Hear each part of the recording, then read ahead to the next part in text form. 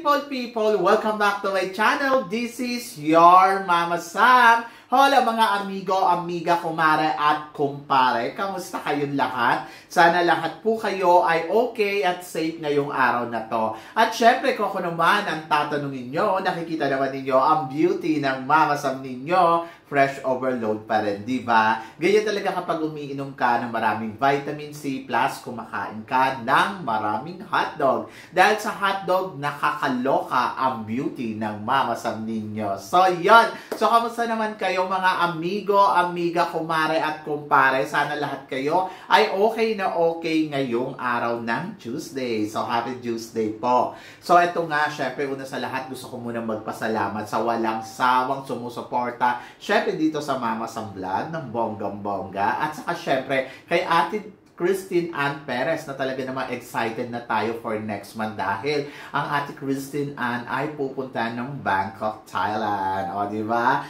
Para manood lang ng Miss Grand Bongga. So, yon. At ito pa nga, syempre, marami akong hatid na chika ngayon na talaga naman, oh my gosh, magtataas ang kilay ninyo sa mga pag-uusapan natin ngayon. Kaya guys, wag na nating patagalin ang ating mga chika. So, para sa una natin chika, pasabog ng Binibining Pilipinas para sa send-off party ni Jasmine Bungay. So, bukas na nga magaganap ang send-off. September 18, 3 p.m. Siyempre, abangan ninyo yan sa Araneta City Gate Mall 2. So, yon.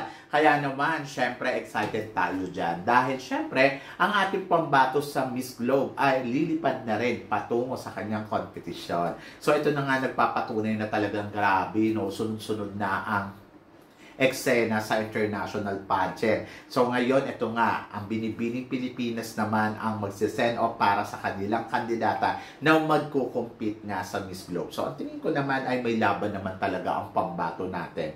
At piling ko kaya netong iuwi ang corona ng Miss Globe ngayong taon na to. In fairness naman kay Jasmine, talagang naniniwala ako na may ibubuga siya sa kompetisyon ng Miss Globe.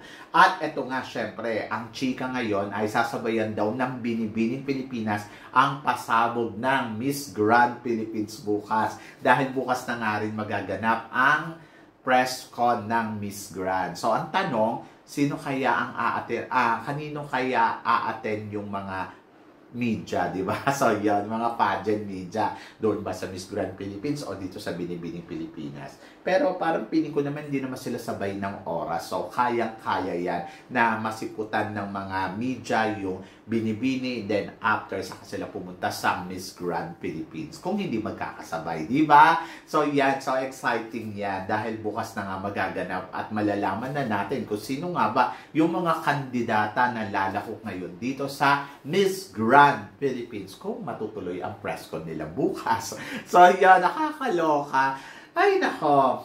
Pero ito, hindi talaga mapopostpone yung send-off ni Jasmine Bungay. Kaya sana ipagdasal natin na makalaban siya ng bonggang-bongga sa Miss Globe. Ako parang piling ko panalo yan. Corona yan, promise. At ito pa ang sumunod na chika. Siyempre, bagong new roommate, Miss Cosmo Philippines and Miss Cosmo New Zealand. Anong masasabi mo dito, Mama Sam?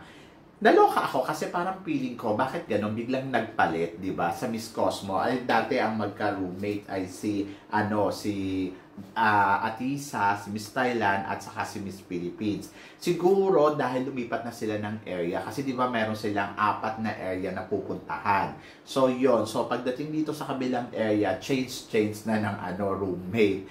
So nakakaloka. Pero maganda kasi umiikot sila sa iba't ibang kandidata. So tingnan natin sa susunod, baka si Colombia na at si Philippines ang magka-roommate. Di ba? So yon, nakakaloka. Paiba-iba ng roommate. Pero syempre happy ako dito dahil syempre parehas silang Pinay, parehas silang maganda, so sharing caliber, charot. So maganda kasi at least pareha silang Pilipina at magkakaintindihan sila. At mukhang mabait naman itong si Miss New Zealand, di ba? Kaya excited din ako dyan. Kaya abangan natin kung ano ang mga ganap nila, kung sila ba ay magkakasundo bilang roommate at sila ba ay magtutulungan sa pageant na to. Di ba? So, yun. Kasi si Miss Thailand at saka si Miss Philippines, noong magka-roommate sila, parang feeling ko close na sila. So, ngayon, hindi ko alam dito kay New Zealand. Siyempre, magiging close yan dalawa. Atisa Manalo pa. Hindi naman mahirap pakisamahan si Atisa Manalo at parang feeling ko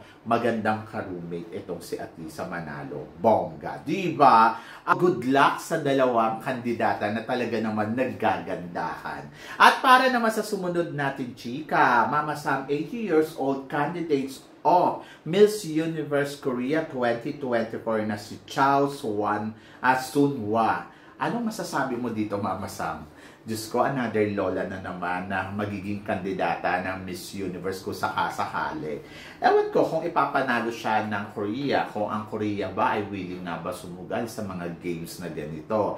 Pero kasi meron silang tinanggap na kandidata na 80 years old.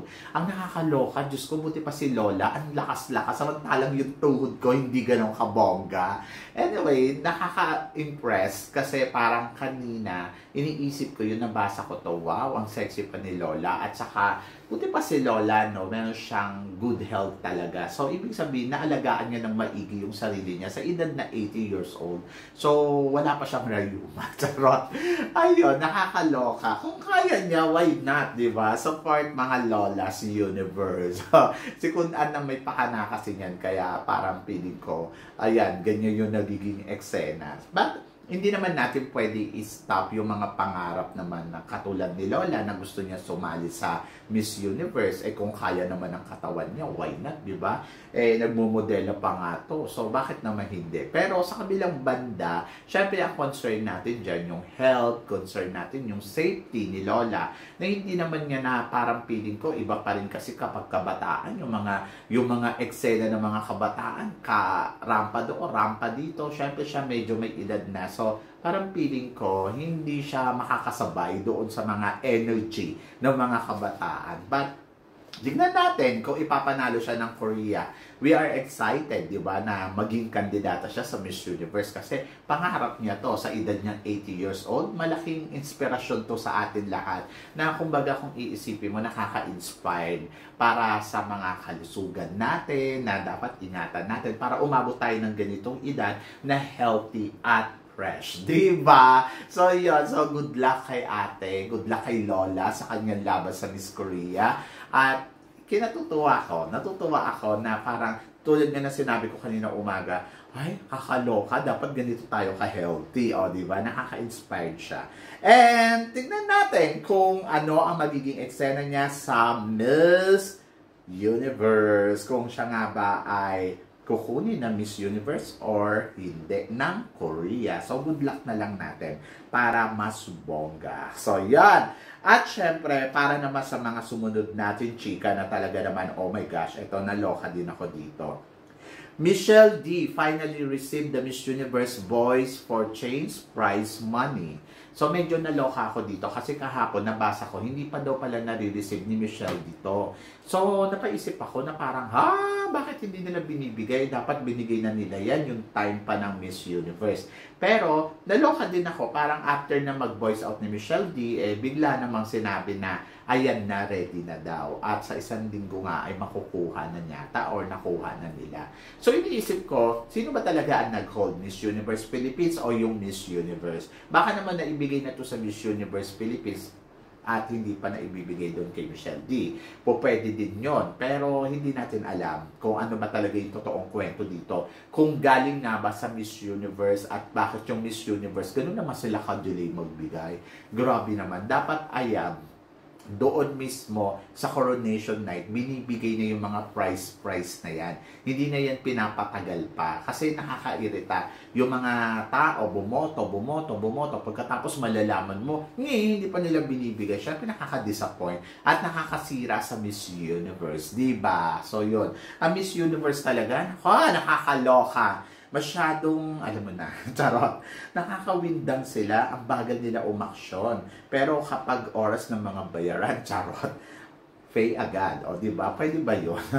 So, congratulations kay Michelle D dahil ayan na nga, maibibigay niya na yung pinanalunan niyang prize money para sa kanyang advocacy sa Boys for Change. So, di ba? So, yon. At ito nga, bukas inaasahan na lahat si Isabel na masusungkit ang corona ng ng the face of beauty. So, ayan na nga, bukas na nga ang coronation night nila at we are excited na para kay Isabel dahil isa siya sa mga inaabangan natin kung may strike nga ba ng Pilipinas ang corona ng mga lumalaban katulad ni Atisa Manalo, ayan nga, sa The Face at saka yung una na, di ba? Yun, sa elite nakuha na natin yung corona. So, ito na yung susunod sa Face of Beauty. So, tingnan natin kung makukuha natin yan. And then, tingnan natin si Atisa Manalo at saka si Miss Globe. O, diba? So, ngayon pa lang, good luck na natin siya at wish all the best. At feeling ko naman, kaya naman niya. So, yan. At syempre, update naman kay Atisa Manalo. Mama Sam, anong masasabi mo sa mga paandar at pasabog ni Atisa dito sa Miss Cosmo? Well, ang masasabi ko dyan ay bongga. So, yun, ang bongga naman. Nakita naman natin na talagang kalmado lang si Atisa. Hindi naman siya yung gigil na gigil, laban na laban. Nandoon na naghihintay tayo ng mga tamang eksena at galawan na gagawin ni Atisa Manalo para sa laban niya dito sa Miss Cosmo. Siyempre, hinintay natin kung kailan nga ba sila magbabakbakan. So, parang feeling ko for on activity, pasyal pa ang ginagawa para sa mga kandidata. So, ayun, nakakatuwa kasi may mga privilege silang ganyan. So, nai-enjoy nila yung city ng Vietnam. O, di ba? Ngayon, parang feeling ko lumipat na sila ng area. Kaya abangan natin yan. Kung ano ang mga pasabog at eksena ng Miss Cosmo at saka syempre ng ating pambato na si Atisa Manalo. Masasabi kong gaganda ng mga styling niya, ha? In fairness kay Atisa, talagang marami nagagandahan at alam mo yon, bongga talaga ang kanyang mga ganap. So, yon. So, abangan natin sa mga susunod na araw kung ano nga ba ang pasabog pang gagawin ng ating pambato na si Atisa Manalo Panalo. At ito pang isang panalo. Siyempre, pambato natin sa Miss Universe. Todo-todo na ang paghahanda para sa laban niya. So, ayun na nga. So, sa mga nagtatanong dyan kung ano bang ginagawa ng Miss Universe Organization, meron bang tulong na ginagawa dito kay Chelsea Manalo para sa laban. So, si Mama J, ayan na, nag-start na siyang mag-training para sa pasarela. So, maganda yan kasi at least si Mama J mismo ang magte-training sa kanya. Kasi, minsan si Ian no? So, si Ian, parang feeling ko, hindi naman ganun kakabog, charot. Pero mas gusto ko, yung rampa ni Ian, gusto ko rin naman. Pero mas gusto ko kasi si Mama J ang magturo para sa mga kandidata na lumalaban sa Miss Universe. Ano ba naman yung ibigay niya ba naman yung 1-week training, di ba? Kung talagang gusto natin kumabog at umabot sa dulo ng competition, di dapat pagtrabahuhan nila yan, i-boost din nila yung mga galing nila dyan na kung paano nila ilalaban ang ating bansa sa Miss Universe, di ba? Kasi napaka-importante, no, na dapat sila mismo, kasi sila mismo nakakaalam yan. At ibigay nila doon sa kandidata para yung kandidata makakabog, maka-eksena at makalaban ng bonggang-bongga. So, yan. So, we are excited para sa kanyang compete at tingnan natin kung si Chelsea Manalo nga ba ay makakarating sa dulo ng competition. Basta ang importante, ayan na, nagsisimula na silang mag-training at mahalaga ang paghahanda para sa laban sa Miss Universe. Diba? Kayo guys, ano guys ang masasabi nyo dito sa mga pinag-uusapan natin ngayon? I-comment below mo yan para at least malaman ko naman kung ano naman ang chika mo dito sa mga tinatalakay natin ngayon. So, yun. So, syempre maraming salamat sa inyong lahat sa support at pagmamahal na ibinibigay ninyo syempre dito sa channel ko. At sa mga hindi pa po nakaka-subscribe dyan, please don't forget to click like and subscribe my channel. At i-click nyo na rin po ang notification bell para updated kayo sa ating mga chika. Sabi ng ganon, always keep smiling and always think positive lang. Walang imposible guys. Magtiwala lang tayo sa itaas. Kaya guys, hanggang dito na lang. Hanggang sa muli nating chikahan. See you tomorrow. Thank you guys.